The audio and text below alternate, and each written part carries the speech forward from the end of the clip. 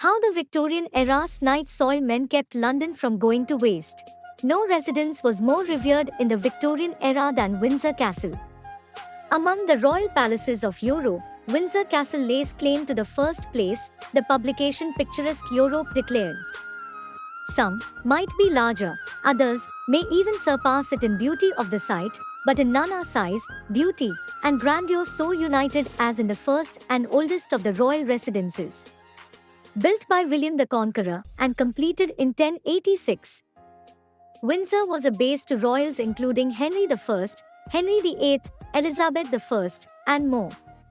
By the 1840s it was home to Queen Victoria and a centre of the monarchy, a destination for visiting dignitaries where opulence abounded. Glass chandeliers hung over the Queen's ballroom, festive decorations were strewn about the property during the Christmas season, ornate garden arrangements lined walkways, the turrets of St. George's Chapel acted as beacons for spiritual enrichment. It was really best, then, not to think of the 53 feces-filled cesspools lining the castle's cellar. In overcrowded London and the surrounding areas, the lack of indoor plumbing and wastewater treatment systems meant that literal tons of poop accrued, prompting disease and olfactory offense. While the Queen was kept at a distance from the build-up at Windsor, a typical middle-class family might have to contend with multiple poop ditches, each overstuffed with non-diluted waste. In all of London, 200,000 cesspools festered. One sanitation report for Buckingham Palace in the 1840s was so damning it was suppressed by officials. In the absence of plumbing, someone had to come and clean it all up. It's a testament to the decorum of the British that a euphemism was used. The feces was dubbed night soil because it was retrieved nocturnally and could conceivably be used as fertilizer, and those tasked with disposing of it were known as night soil men. These fetchers of feces tackled a dangerous, thankless job, all in an attempt to keep Victorians unburdened by their ever-growing piles of poop.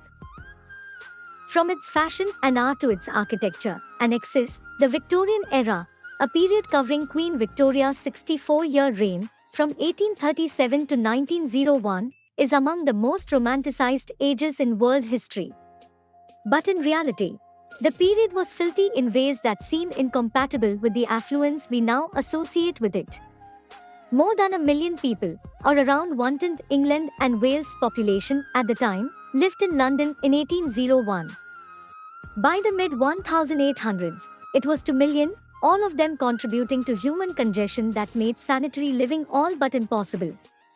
Grazing sheep went from white to black in days thanks to smoke and soot. The deceased were buried in mass graves, the upper layers of which rested just inches below the surface.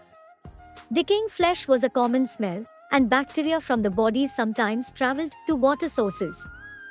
The other significant cause of odor was raw sewage.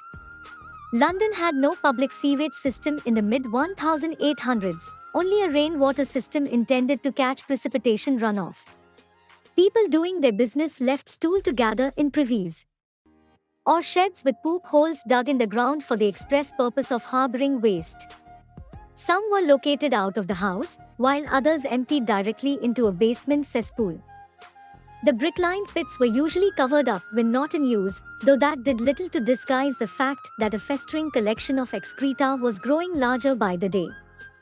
If your waste was on the street or in a broken system, it would probably get washed down into a river or nearby pond or leak directly into a nearby groundwater table. Kimberly Worsham, a sanitation specialist and founder of consultancy firm Flush, facilitated learning for universal sanitation and hygiene, tells Mental Floss.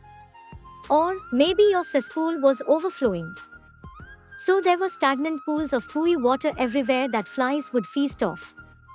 Those contaminations are how people started to get disease outbreaks. This was an obvious problem, though not one that people of the era fully understood. Remember that, at the time, people had no clue that they were getting sick because of their contaminated water, Worsham says. They firmly believed in the miasma theory, which means that bad-smelling air caused diseases. People were more concerned with how things smelled and less about the water they had.